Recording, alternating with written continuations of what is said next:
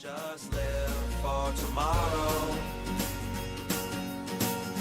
or just live in yesterday.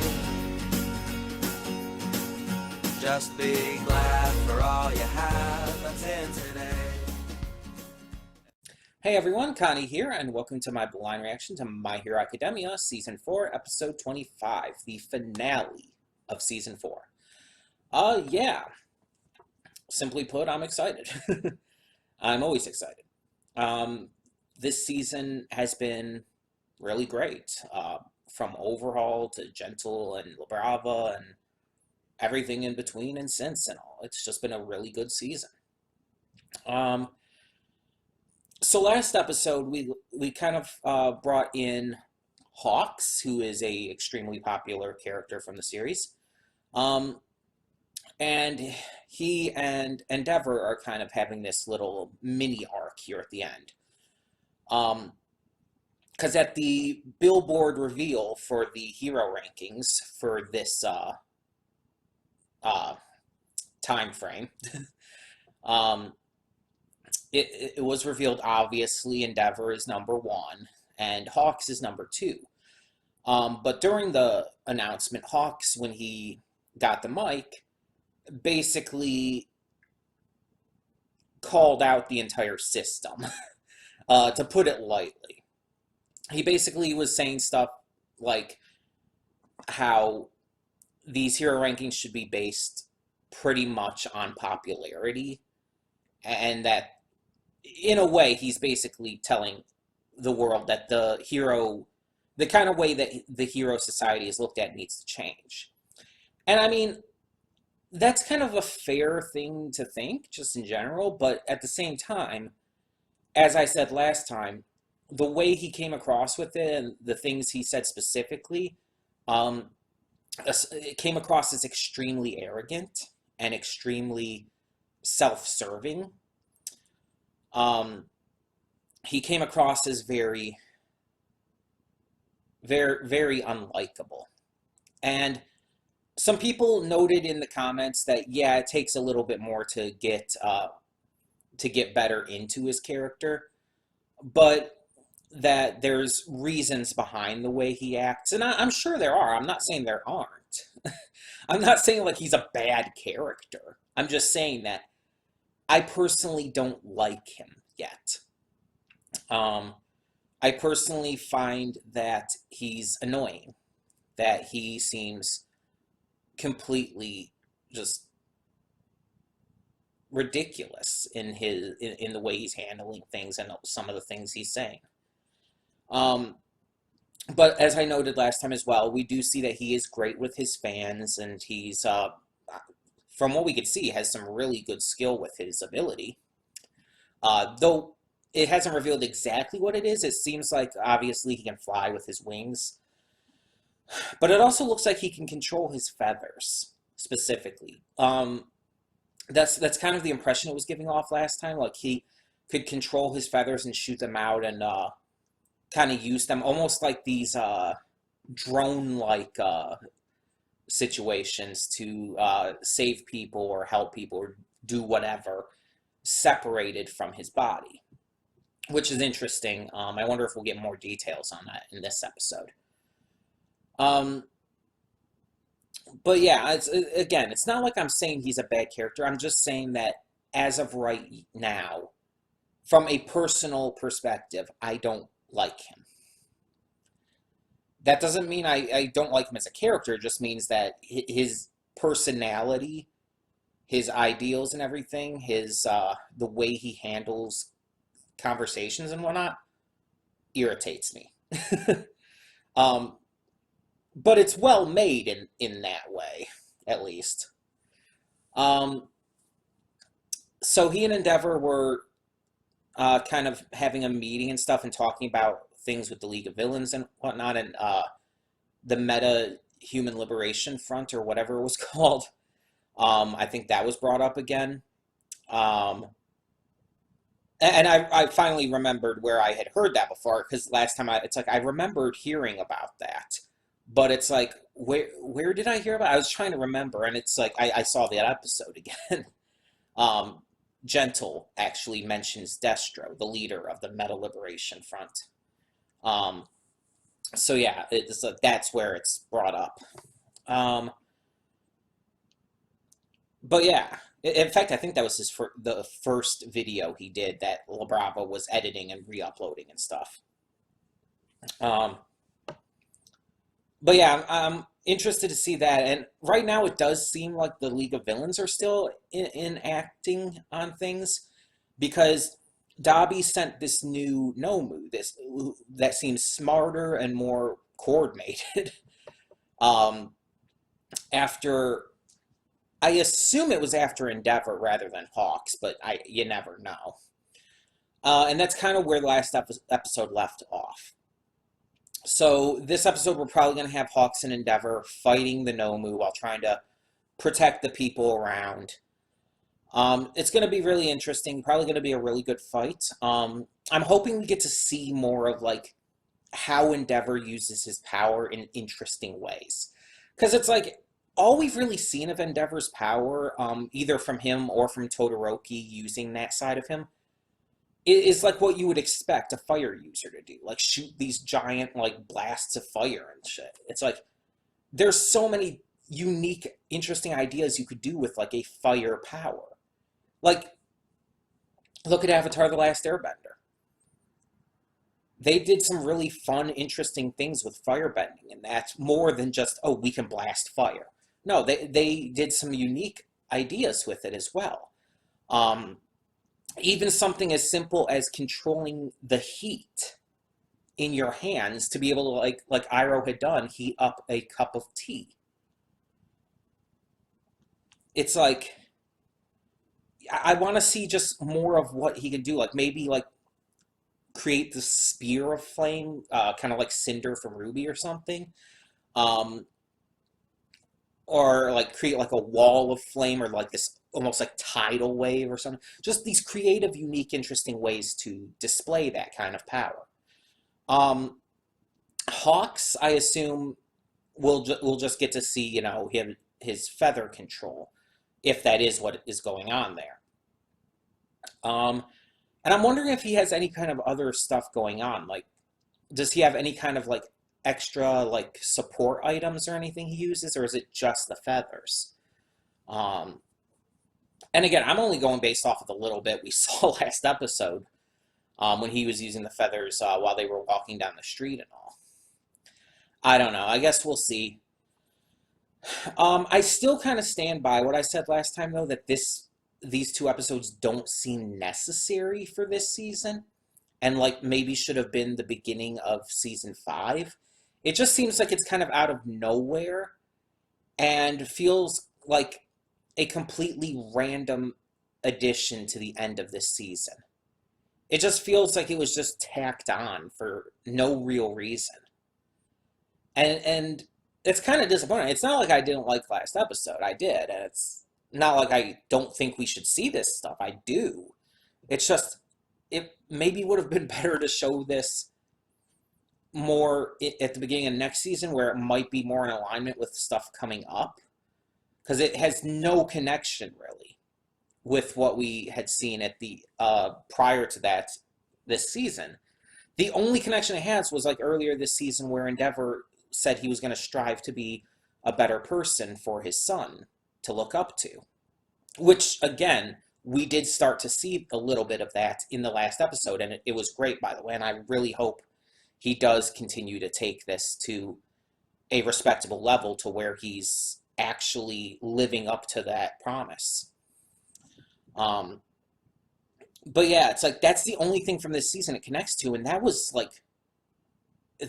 a while back. That was before Gentle and LaBrava. So it's like it just feels like it's too late to have this. If this had happened prior to the Gentle LaBrava arc, the school festival arc, if this had taken place between the extra training and the school festival, that I think would have made more sense. But having it at the end, after the school festival, at this point it just doesn't work in terms of the placement of it in the season. Um, I don't know. I guess we'll see. I guess we'll see. It'll probably still be a great final episode nonetheless, and I'm hoping for some great action. I really want to see what this Nomu can do. Because we've seen some interesting Nomus in the past. I want to see what this one has, especially since it seems to be more advanced. Um, so we'll just hope for the best and keep going. And by the way, for those who may still not know, since this is the last episode of My Hero, some of you who may still not know, or some of you who are new here, might be wondering, what is replacing this on the in its slot? Well, the replacement for My Hero, starting pretty much right away, will be Digimon Adventure 2020. It is a 2020 modernized reboot of the original Digimon Adventure series. It's starring the same characters. You have Tai, you have Kari, Matt, TK, all of them, Joe, Sora, Mimi. You have them, the same characters. They have the same Digimon partners, but it takes place in modern day. And it's probably just going to be a more updated story as well. I don't know all the details because I've tried to stay away from spoilers, of course. But I'm very excited. I love Digimon. I grew up with Digimon, and I've always had a soft spot. And if this is going to be more of a full-on reboot to where it's like, oh yeah, this is going to be different than the original, that's going to be good. Because that means it's not going to be as much like the Fruits Basket remake reboot, which was way too similar to the point where it just felt like I was watching the same thing over again. I'm hoping it's more in line with Sailor Moon Crystal. Because the first season of Sailor Moon Crystal, the Dark Kingdom, was actually fantastic. And it changed things in just the right way to make it that much more interesting. Now, granted, everything after the Dark Kingdom was shit, but that's because everything after the Dark Kingdom in Sailor Moon, period, is shit. Except Uranus and Neptune. They're great. But everything else about post-Dark Kingdom Sailor Moon has just always been bad. And it's like in every form, so it's like I wouldn't have expected otherwise. Dark Kingdom is definitely like what Sailor Moon should be, but no, they went way too far after that, and not the point. The point is, yeah, Digimon Adventure 2020 will be taking over this slot right away, so you could see a reaction to the first episode of that anytime, because the first episode's already out. Because as you know, this channel has no direct schedule. I just get up what I want when I want. So yeah. Either way, that is what's coming next. But for now, let's focus on the final episode of this show, of My Hero Season 4. Season 5, by the way, is confirmed. It is happening, which is, yeah, obvious. Don't know when it's coming out yet, though. Anyways, let's get this started and hope for the best. So when the screen fades to black, pause this redirect and go to the description below. Follow the link to the reaction, and after you watch it, come back here to the redirect and resume play. Because after it fades to black, then it fades back in, everything from that point forward will be my afterthoughts and will contain spoilers to the episode. So that being said, thank you so much for tuning in, and I will see you at the reaction. Okay, and we are back, and we'll begin with spoilers in 3, 2, 1, now. Let me read you, stay with me for a moment. Let me read you an excerpt from the Bible. Exodus 13, 21 through 22. By day the Lord went ahead of them in a pillar of cloud to guide them on their way, and by night in a pillar of fire to give them light, so that they could travel by day or night. Neither the pillar of cloud by day nor the pillar of fire by night left its place in front of the people. One of the first shows of strength All Might does in the series is moving clouds. He defeats the sludge villain, and his attack is so strong it actually changes the weather by moving clouds. And it is a showing of All Might as the symbol of peace, as a sign of hope, a symbol of leading the world forward into safety and encouragement. In this episode, when defeating the Nomu, Endeavor used his plus ultra prominence burn, the full force of his ability, and created a pillar of fire in the sky. After which, with fist raised high, he became the new symbol. Raising his fist in the same way that All Might did following the fight with All for One, he showed the world that there is still hope, that there is still a reason to believe. The pillar of fire in the Bible is a symbol of hope, of being led. With that pillar, with that raised arm, he is leading the world into the next era. I don't know if that was intentional. I do not know if Horikoshi intended that correlation. But even if not, even if that is just completely, like, unexpected and everything, that is brilliant. Because it not only showcases that Endeavor is truly becoming the new symbol of peace, that he is living up to that promise he made to his son, but it's showing that he wants to not only be a better person, a better hero, just to be someone his son and also the rest of his family can be proud of. He truly wants to be a hero. He wants to inspire the world. And his way of doing so is by strength. And by being the strongest. That is his way. And there's nothing inherently wrong with that as long as he doesn't lose his focus on what being a hero means, on what is heroic, which he did. He had lost his focus for so long, and he acknowledges that. The Nomu was representative of how he used to be.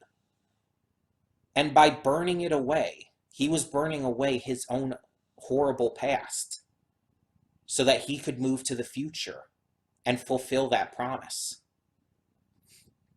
And we found out that he's apparently visited his wife. Not in a way to where, like, they've had a chance to talk or even see each other. But he's visited, and he's even dropped off flowers, her favorite flower, that she only ever told him about once when they first met.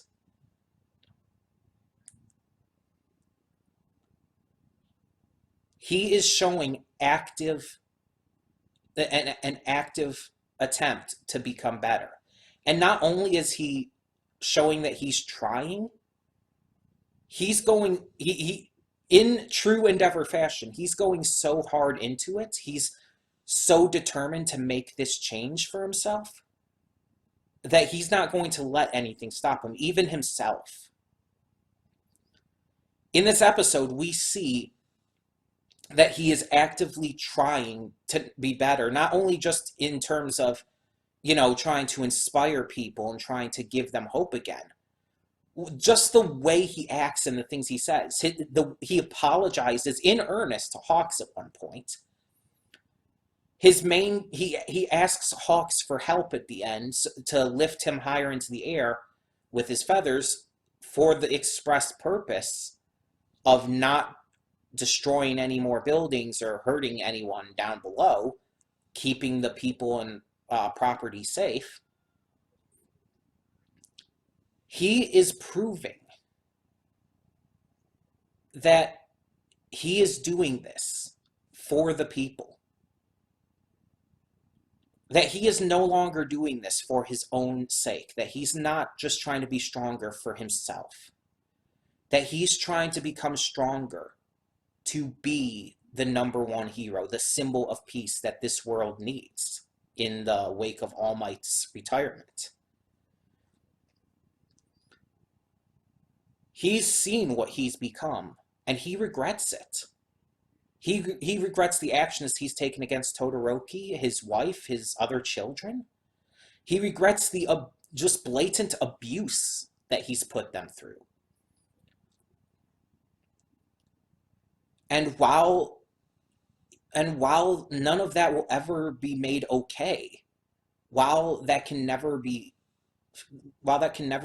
fixed or taken back, what he can do is change, is turn his life, his way of thinking, his actions and attitude around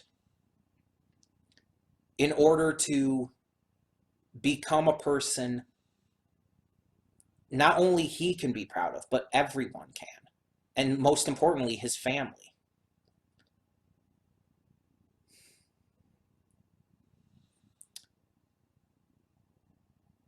I said earlier in the season when he first made the promise to his son, to Todoroki, that if he kept that promise and truly did try to become better, then yeah, I'd be all for it. I'd be all good with that. I would support that. I believe that everyone is worth getting a second chance. I believe that everyone deserves the opportunity to be able to turn their life around. It's the main reason I am so against the death penalty. I don't believe a permanent punishment like that, especially as immoral and honestly immature as the death penalty is, should ever be taken out when a person can change. I mean, yes, for certain crimes, life sentences, yeah, that's definitely that definitely needs to happen. But it's much different than a death sentence, you know? And it's like everyone can change. Everyone has the ability to regret the mistakes they've made in life and the horrible actions and words they've taken. And I believe everybody should have that opportunity. Taking that opportunity away is, in my eyes, inhuman. And that's why, despite the fact that I always despised Endeavor for what he did, I acknowledged that, yeah, if he's willing to turn himself around and he actively works toward that, I am all for it. And hell, I could even end up liking him. And now with this episode, I'm on that path. I'm not like a big Endeavor fan. He's not one of my favorites by any means. But I truly believe that he is turning himself around and that this is going to continue. And he might fall back a couple times. He might have a relapse where he gets a little too angry or a little too aggressive. It's very likely going to happen. But I truly believe he's changing for the better, and he's going to be the symbol of peace that this world needs. We also found out in this episode that Hawks has been kind of looking up to Endeavor his entire life. Because in his view, no one had been trying to surpass All Might. They saw All Might as the peak that was just completely unattainable. And Endeavor was the only one who was trying to be better. And Hawks valued that. He respected that. He disliked the complacency of hero society, where everyone just accepted that All Might was the peak, that you couldn't be better. And by extension, we can surmise that with All Might's retirement and the world kind of going into panic over not having a symbol of peace anymore, that's why he was so honestly aggressive in the last episode. He didn't like how this society was basically shitting themselves in fear and panic over not having that symbol, because he believed that hero society shouldn't force that kind of ideology. And that's why, and that kind of goes into why I feel he believes that rankings should be based on popularity solely, because that way things can fluctuate and allow for a continuous system of ongoing change and support that makes it so that this kind of thing, this kind of situation where there's another just one pinnacle at the top doesn't happen again. He doesn't want that to happen again. He doesn't want another All Might. He doesn't want Endeavor to be the next All Might, or like in the same way. He doesn't want him to just be that one symbol. He wants the idea of the symbol, the concept of the symbol of peace, to be passed around, for heroes in general to be that symbol, for it to be something that isn't just subject to one person. So when that one person retires or dies or something, it puts people into this kind of panic. He finds that to be flawed, and honestly, I can't argue. Now, don't get me wrong, I'm still not the biggest Hawks fan. I still think he's arrogant. I still think that he definitely handles things extremely poorly, and that he definitely has a few he let's put it this way. He's like, what, 22, they said? He acts like a 22-year-old. He's very, very self-assured, to the point where it's like he believes himself to be not untouchable, and not even quite infallible, but he believes himself to be just right. Like, everything he believes is right. And he's very much willing to flaunt that. And honestly, I was in a lot of the same way when I was 22. I was very much the same, so I can't say like anything really against that. I'm just saying, it's like that's kind of how he acts. So I understand his character more with this episode, and I get his perspective. Hell, I even to a point agree with his perspective. But I still find his character kind of annoying. I don't think he deserves the amount of popularity that he's gotten with this fandom. I really don't. But again, I do think better of him than I did after last episode. So I will acknowledge that. I will admit to that. The action in this episode, the fight against the Nomu, was fantastic. I kind of expected it to be, like, no real surprise. The animation, of course, gorgeous. Getting to see Endeavor use his ability in some really interesting ways, like the spider ability. I forgot exactly what it was called. That was really cool. I really liked that. I like how he can use his quirk to basically fly. And even though it didn't explain it, I swear that's got to be how he does it. Hot air. Hot air rises. That's got to be how he's doing it. Like, it just has to be. I mean, that's just too perfect not to be. But we also saw that everyone was watching.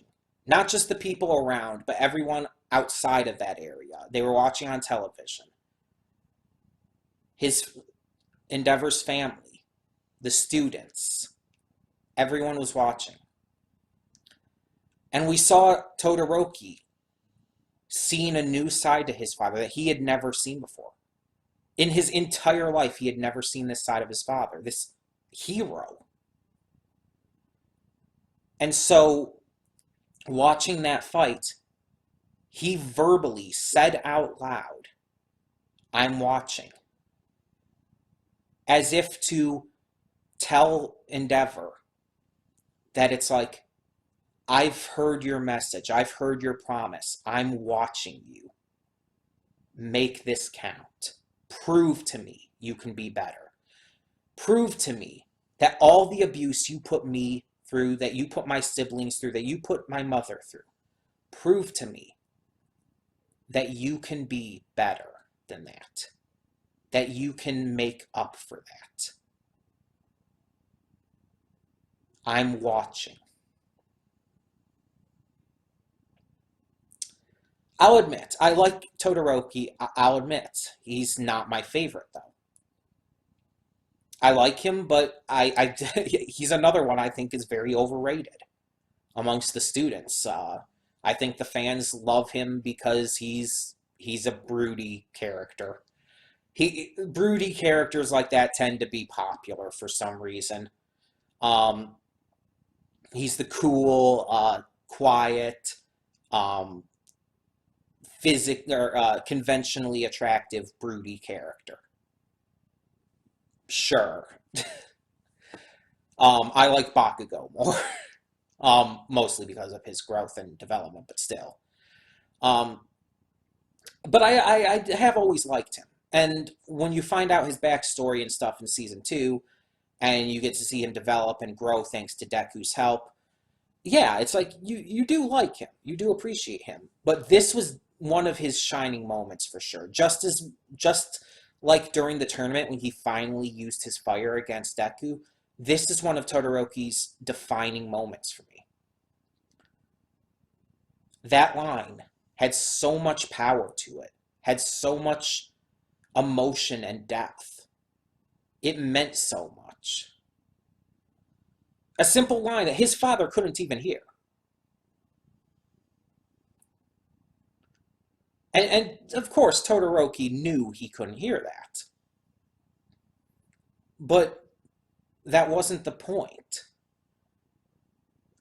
In a way, he was kind of saying that for his own sake. In a way, to tell himself that I'm willing to give him a chance now. But he has to prove himself.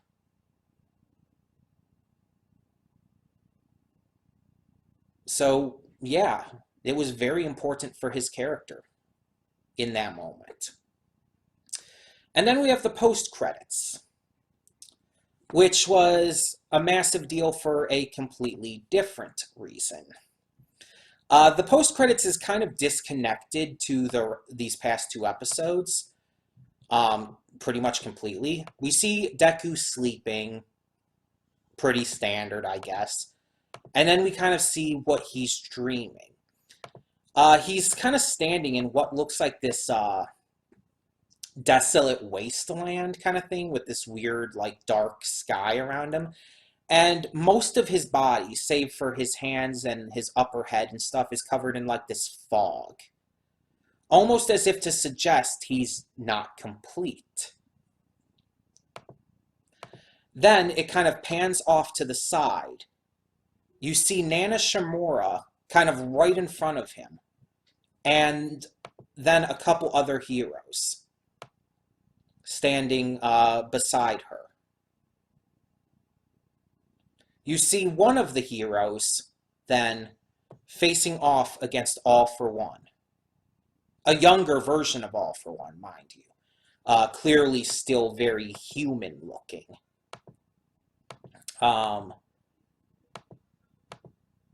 And then you see the hero reach out to Deku and say, so you're the 9th. It's undeniable. Those are previous users. Like, I feel that's completely undeniable at this point. So if we look at them here, I mean, obviously we already know who Nana Shimura is. She is the user prior to All Might. And if this is the order, there's only 2 more we can really fully see from this scene. The one before her kind of is a little shorter than her, kind of looks like this kind of gruff looking dude, this kind of strong, gruff looking dude. It looks like his hair might be red, and he has kind of like he has no defined eyebrow hair. It's just like the kind of like, Super Saiyan 3 Goku kind of eyebrows. He also has a very like defined lower jaw. And he seems to be wearing dark colors. Before him is a very short person who looks kind of emo-like. Has a really high blue collar, buttoned up, kind of this shaggy dark hair, and that's pretty much all you can tell. And the one before him is this tall guy with silver hair, kind of this like dark outfit with looks like blue around the chest, and he has a scar over his left eye. Now, the one who reaches out to Deku also has long silver hair, and so I'm kind of thinking that that might have been that same user, which means if Deku is the 9th user and All Might is the 8th, so Nana Shimura is the 7th, so that would be the 4th user. That would make this person the 4th user.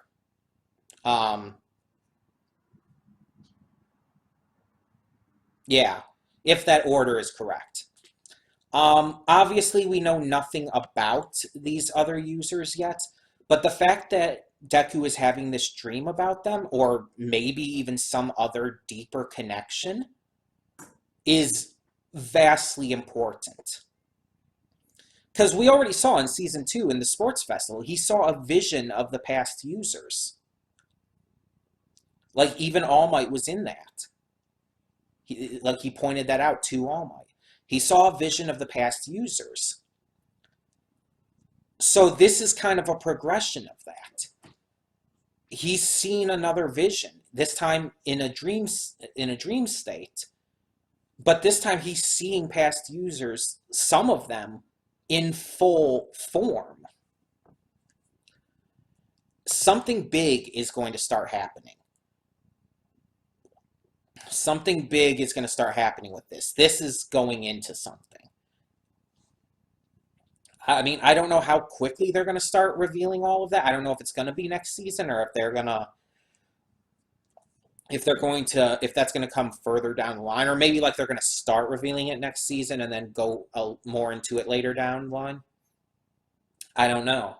But I'm really excited about that. Also, I noticed looking at these, Nana Shimura is the only one who looks like she's fully there. The other ones are kind of like enveloped in different color glows. Like the one guy who's right before her is like kind of has this red glow. The one before him, the short one, the emo looking one, he has like a bluer glow, and the one before him has a purple one. So it's like he's kind of seeing, like, I guess, an incomplete image of the users before Nana Shimura. But because he already knows more about Nana Shimura, that's why he can see her more clearly. This is utterly fascinating. And that is like super hype for the future of this series. And as always, remember, I am anime only. I do not read the manga. I will not read the manga. Because I don't read manga. I just don't like manga as a medium. I don't think it's fun to read. But yeah. So no spoilers. If you know what this is about, if you know about these different users, if you know, even if you know that it's not actually users, do not tell me. Do not spoil anything about this for me, or anything for the future, really. This is, as I've stated before, one of my favorite shows of all time, one of my favorite anime of all time. I mean, for a while, it was my favorite. And at this point has only been surpassed by Carol and Tuesday and Aizuken. So I really want to remain as spoiler-free as possible on this series. Excuse me. But yeah, Yeah, this was a good episode, very good episode, but I still think it really didn't need to be in this season. These last two episodes could have very easily been the start of the next season. I really don't feel like they were needed here. I mean, it just feels unnecessary. They weren't bad. Again, they were not bad by any means. They were good. They were great. But they weren't, they really felt out of place. They really did. But either way, tell me in the comments below what you thought of this episode. What did you think of Endeavor becoming the new symbol of peace? What do you think of the entire Pillar of Fire? Do you think that was intentional? I mean, it might have been. What do you think of the kind of checking in with Todoroki's other family members in this one? And what do you think of the post-credits scene? The dream of previous users. And All for One, who was there as well. Tell me your thoughts on all of that and more down in the comments below. And thank you so much for tuning in. For now, I'm Connie and I'm signing off. See y'all next time.